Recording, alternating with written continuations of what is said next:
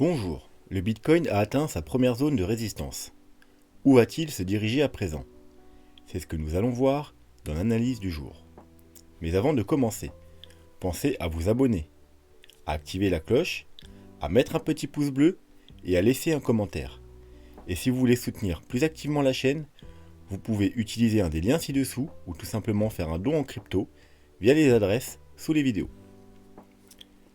Alors, aujourd'hui, on va faire une petite vidéo rapide pour changer un peu et vous laisser digérer la série de très longues vidéos qu'on a eues depuis plus d'une semaine.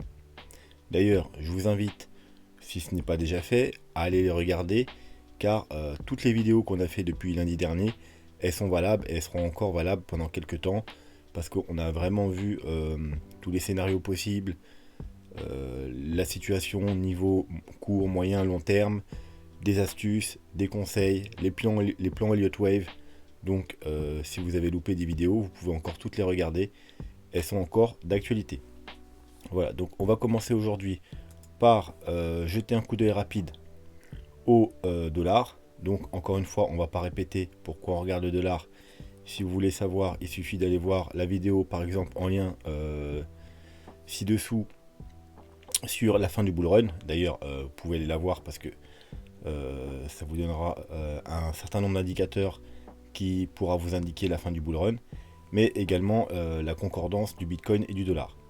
Bref, donc rien de nouveau, le dollar est toujours entre le gros support qu'on veut casser, bien évidemment, si vous voulez voir un Bitcoin s'envoler, c'est-à-dire le support qui n'a pas été cassé depuis 2014, donc depuis environ 7 ans, et la première petite résistance au-dessus.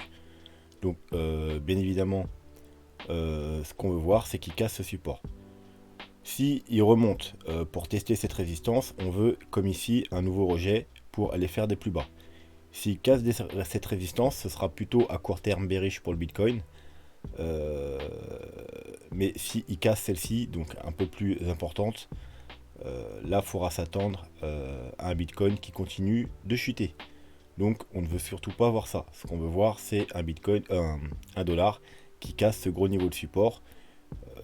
Alors là, du coup, on aura forcément un gros mouvement baissier parce que quand il y a une résistance qui dure depuis tant d'années, quand elle est cassée, eh bien, ça nous donne une grosse chute. Voilà. Et donc, du coup, pour le Bitcoin, ce sera très positif et il faudra s'attendre à une nouvelle jambe haussière pour le Bitcoin. Donc, pour l'instant, toujours dans ce petit canal, du coup, et on attendra la résolution haussière ou baissière. Donc, on continuera de le surveiller régulièrement. Ensuite, on va passer sur notre graphique habituel. Donc, pour ceux qui n'ont pas vu les vidéos précédentes, on avait une grande trendline long terme qui dure depuis le mois de mars, depuis le Covid, le crash du Covid. Donc, on est revenu la tester une fois avec une petite mèche en dessous, une deuxième fois.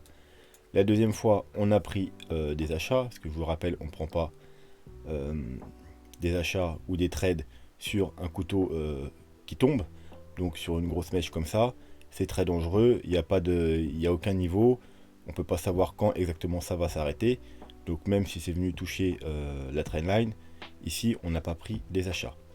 Ici on a pris des achats, moi par exemple notamment j'ai acheté de l'Ethereum aux alentours de 1800$, et j'ai pris également un trade sur le Bitcoin parce qu'on a été parfaitement retouché non seulement la trendline, mais également le bas de notre canal qu'on surveillait également. Donc cette zone-là était une zone parfaite pour entrer en trade ou pour faire des petits achats. Du coup, mon trade, j'avais pris des profits à 50% de profit pour sécuriser. Encore une petite prise de profit jusqu'on était sous le canal. Parce que tout simplement une grosse résistance, donc petite prise de profit, et une dernière prise de profit sur environ les niveaux actuels, les 39 000, 40 000$, qui correspondent, on va le voir après, entre autres à la EMA 200 daily. Voilà, donc le trade il est toujours en cours. Les prochains profits, je pense que je les prendrai vers les 45 000$, on verra après pourquoi. Donc bien entendu, c'est un trade avec du levier 10, donc ça fait déjà 340% de gain. C'est pour ça que je n'hésite pas à prendre des profits sur la route. Ne jamais être trop gourmand comme je vous dis, toujours prendre des profits. Voilà, surtout si c'est un trade. Hein, c'est un trade, c'est pas d'investissement. On se dit pas ça va monter, ça va monter, ça va monter. On prend jamais ses profits, puis au final ça redescend et on n'a rien gagné. Non, on prend ses profits petit à petit. Donc justement, on va voir notamment aujourd'hui les prochaines zones si on devait casser la résistance actuelle, où c'est que le Bitcoin pourra s'arrêter et rechuter si bien sûr il devait rechuter. Donc voilà. Donc déjà, je vous rappelle, il y aura cette grosse zone à surveiller. Alors c'est pas sûr qu'on y aille, hein, mais si on y va, toute cette zone là, ce sera la zone la plus difficile à passer pour le Bitcoin, parce qu'on a vraiment une confluence d'énormément de résistance, notamment la trendline ici. Mais on va voir tout ça plus en détail avec un autre graphique. Alors du coup, faut que je le retrouve le bon graphique. Ok. Donc avant ça, déjà je vous rappelle, hein, si vous voulez une continuité de la hausse pour le Bitcoin, si vous voulez vraiment voir un joli, un nouveau départ, il faudra dans un premier lieu, en daily, hein, sur le RSI, comme vous savez, casser cette trendline qu'on suit depuis plusieurs mois déjà. Hein. C'est pour ça qu'on n'a jamais réussi à la casser et que du coup, on a toujours été, ça fait plusieurs mois qu'on est très prudent sur le Bitcoin, parce que c'était une des confirmations qu'on attendait pour une nouvelle vague haussière. Hein, on l'a jamais eu, donc nous on s'est jamais enflammé. On savait que tant qu'on n'aurait pas cassé cette trendline baissière, plus toutes ces divergences baissières, hein, parce qu'on a quand même fait des plus hauts ici, vous voyez, plus haut, plus haut, plus haut, plus haut, et plus bas, plus bas, plus bas, plus bas. Voilà, donc une série de suites de divergences baissières, en plus une trendline baissière RSI. Donc nous on a pris nos profits tout du long ici. Parce qu'on savait que tant qu'on n'aurait pas la confirmation, on n'aurait pas une nouvelle jambe haussière. Bien évidemment, c'était pas la seule confirmation qu'on attendait. On avait 3 ou 4 confirmations, mais on n'en a eu aucune. Donc voilà, toujours le RSI, il faudra surveiller quand on reviendra à ce niveau-là, si on y revient, peut-être justement sur une des prochaines résistances, eh bien, il faudra surveiller si on est à nouveau rejeté ou si on arrive à la casser. Voilà, donc ça, ce sera tout pour le RSI. Donc, actuellement, on en est où? Alors, tout simplement, on est sur la première grosse résistance. Cette première grosse résistance est constituée de... Alors, déjà, on a le Fibo. Alors, le Fibo, je l'ai mis par rapport à la jambe baissière qu'on a là. 0,382. Donc là, on ne le voit pas très bien parce que tout simplement, il y a une ligne par-dessus. Je vais juste déplacer la ligne en fait. Voilà. Vous voyez le Fibo 38.2, donc c'est le premier gros Fibo important, comme vous le savez. Donc vous voyez, on a été pile poil le toucher. Donc première grosse résistance. Mais ce n'est pas tout. On a également à ce niveau, alors du coup, on va enlever le graphique. Comme je vous l'ai dit tout à l'heure, la moyenne mobile 200 daily. Vous voyez. Donc je vous rappelle que pour être dans une tendance haussière, pour être vraiment en bull run, il y a plusieurs conditions, donc deux principales par rapport aux moyennes mobiles, c'est-à-dire il faut être au-dessus de la moyenne mobile de 100, donc chose qu'on n'a pas, et dans une golden cross. Alors du coup, je vais enlever les moyennes mobiles qui ne nous servent pas. Hop. Hop. Voilà. Donc une golden cross, c'est en daily bien entendu, et c'est quand la moyenne mobile 50 passe au-dessus de la moyenne mobile de 100. Donc là, vous voyez, on a une golden cross. Donc là, on dit qu'on est sous golden cross. Voilà. Et à l'inverse, une death cross, eh bien, c'est si jamais la moyenne mobile 50 recroise à la baisse la moyenne mobile de 100. Et là, ce sera la confirmation du bear market. Parce que on sera en même temps sous la moyenne mobile de 100 et sous death cross. Donc actuellement, on est entre les deux, en fait. On peut pas dire qu'on est qu'on est dans un marché haussier parce que on est en golden cross, mais on n'est pas au-dessus de la moyenne mobile de 100. On peut pas non plus dire qu'on est dans un marché baissier en confirmation, puisque on est sous la moyenne de 100, mais on n'est pas sous des cross. Donc pour l'instant, c'est en attente. C'est consolidation neutre et on attend d'avoir des confirmations. Donc voilà, donc première résistance, le Fibo 0,382. Au même niveau, on a la moyenne mobile 200. Et en plus, si je me trompe pas, on a également... Alors là, du coup, il faut passer en weekly.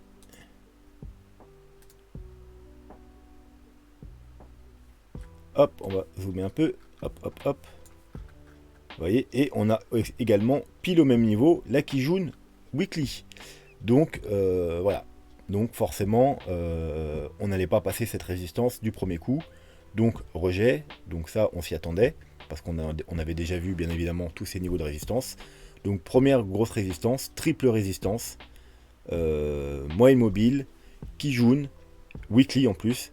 Et Fibo 0,382. On peut même également dire qu'on avait, vous voyez, ce niveau-là, où il y a le corps des bougies en weekly. Donc également résistance horizontale. Donc gros niveau de résistance. Bien entendu, si on casse ce niveau en clôture, eh ben, ce sera très bullish, parce que quand on casse une grosse résistance, forcément, il faut s'attendre à une continuité de la hausse. Donc, où c'est que ça va nous mener, du coup, si on arrive à casser cette résistance? Tout simplement, la première cible sera les 45 000 $. Pourquoi les 45 000 $? Donc, tout simplement, parce que c'est le prochain niveau de grosse résistance, qui sera constitué de...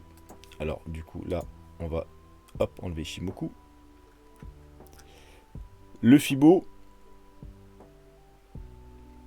hop, 0,5. Alors, encore une fois, hop, je décale pour que vous voyez. Voilà, le Fibo 0,5.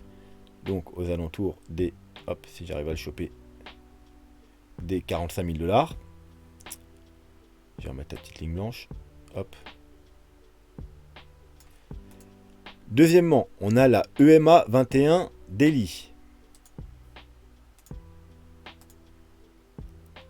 Hop, comme vous voyez, à ce niveau-là, au même niveau que le 0,5, donc la ligne blanche que j'ai mise. Donc deuxième résistance. Mais on a également la EMA 21 également en weekly, vous voyez, qui est à ce niveau-là. Alors je vais peut-être zoomer un peu, hop, vous voyez, la EMA 21 weekly, encore une fois au même niveau, aux alentours des 45 000 $. Et on a également la Kijun. Alors du coup, je vais peut-être enlever, hop là, vous voyez, le gros plat de la Kijun Daily, aux alentours des 44 500, donc aux alentours des 45 000. Donc ça nous fait un paquet de résistance aux 45 000.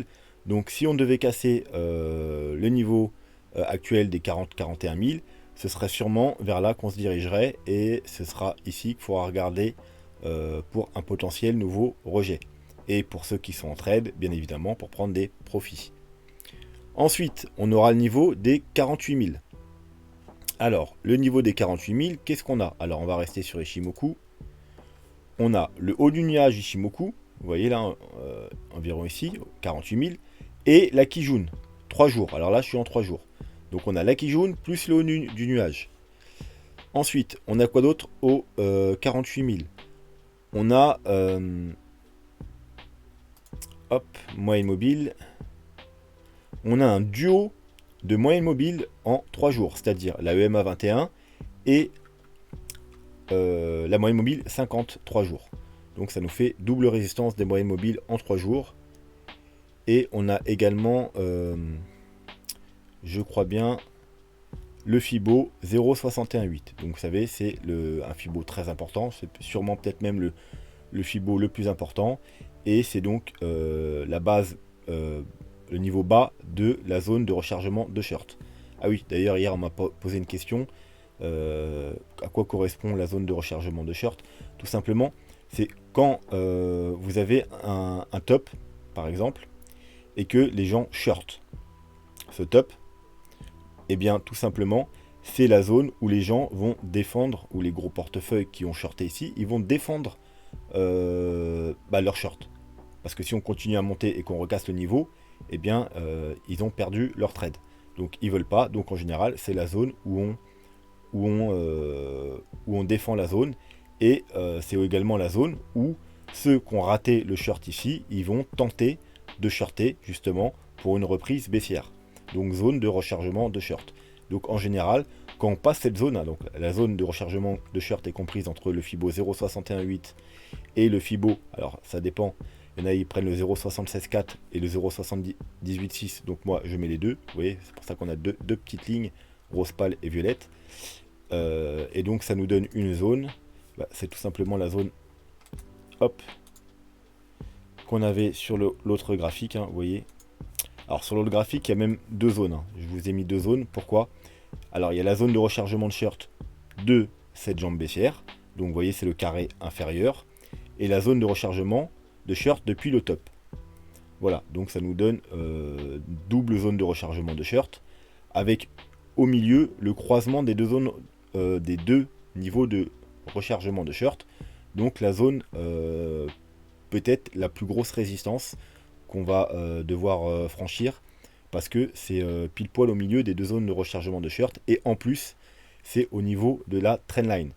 Et donc ça, ce sera notre dernière résistance, grosse résistance, ce sera au niveau des 52 000.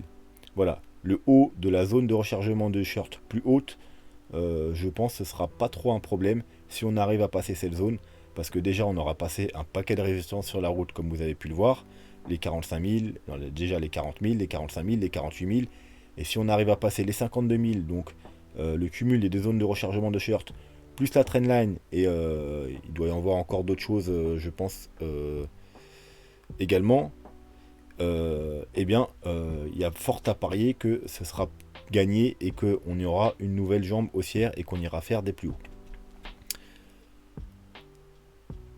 Donc les 48 000, on avait fini, donc on avait vu qu'il y avait le haut du nuage 3 jours, la double moyenne mobile en 3 jours et le Fibo 0.61.8.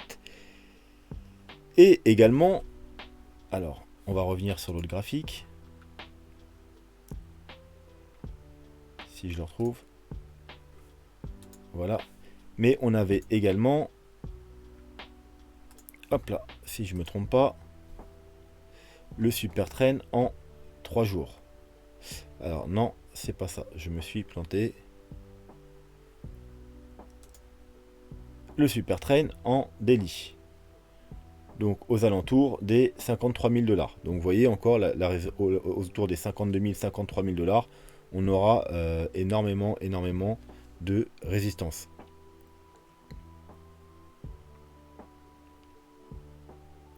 Alors je regarde mes notes pour voir si j'ai pas oublié de résistance. Si, également en Nishimoku daily, hop, on aura le nuage également, le bas du nuage également aux alentours des 53 000. Donc vous voyez, 52 000, 53 000, ce sera vraiment la dernière zone de résistance à passer. Et bien évidemment, on a les Fibo, le haut de la zone de rechargement de short, donc Fibo 0.76.4, 0.78.6. Voilà, donc pour résumer, on va repasser sur le graphique un peu plus propre, un peu moins chargé. Si on arrive à passer cette première grosse résistance, direction les 45 000. Si on passe les 45 000, direction les 48 000. Si on passe les 48 000, direction 52 53 000. Et si on arrive à clôturer au-dessus de tout ça, eh bien, ce sera presque gagné. Il y aura de très fortes probabilités que la correction est finie et qu'on ait faire des niveaux plus hauts. Mais pour l'instant, on n'en est pas encore là. Donc qu'est-ce qu'on attend pour avoir tout ça dans un premier temps? Eh bien des confirmations d'indicateurs. Donc je vous ai montré le RSI au départ, hein, on devait casser la trendline sur RSI. Et ensuite il faudra attendre les confirmations dans un premier temps daily. Donc si on a une confirmation daily, déjà on ira sûrement rejoindre les 45-48K. Voilà, ça nous... Alors confirmation daily, on a déjà les confirmations du stock RSI, mais on n'a pas la confirmation du MACD. Donc bien entendu, on veut que le MACD croise à la hausse et des bougies vertes. Là, ça nous assurera peut-être d'aller chercher les 45-48K. Ensuite, pour aller chercher plus haut, pour aller chercher ce niveau-là, environ des 52K, je pense qu'il nous faudra au moins une confirmation 3 jours. Donc chose qu'on n'a pas du tout. On n'a ni la confirmation stock RSI, ni la confirmation MACD. D'ailleurs, ces confirmations-là, je vous le rappelle qu'on les attend depuis voilà, le dernier croisement, donc depuis environ la fin mars. Voilà, depuis la fin mars, on n'a pas de confirmation haussière. C'est une des confirmations qu'on attendait quand on était dans ces niveaux-là pour avoir une nouvelle jambe haussière. On l'a jamais eu et depuis on est bearish. Voilà, donc ça nous assurera sûrement un rebond jusqu'ici. Et pour avoir une nouvelle jambe haussière, donc pour faire des plus hauts, là par contre il faudra attendre des confirmations weekly. Donc bon bah alors, le stock RSI il est pas trop mal placé parce qu'il est en zone de survente. Donc il nous donnera, si on continue à monter, il nous donnera sans problème une confirmation dans les semaines à venir.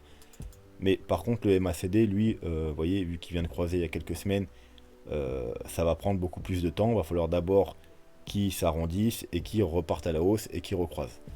Donc c'est pas encore, c'est loin d'être gagné. Voilà. Donc bah voilà, c'est un bon résumé de la situation. La situation n'a pas énormément évolué, hein. Depuis qu'on a cassé le canal, on consolide légèrement. On est bloqué sous la première grosse résistance. Et si on arrive à la casser, on se dirigera vers les résistances suivantes. Voilà, demain, on fera un point sur les, donc du coup sur le Bitcoin. On ira rejeter un œil au scénario Elliott Wave. Donc je vous rappelle également, si vous connaissez rien aux vagues d'Elliott et que vous voulez vous préparer par exemple pour les prochaines analyses, il y a les vidéos, le tuto sur les vagues d'Elliott sous chaque vidéo.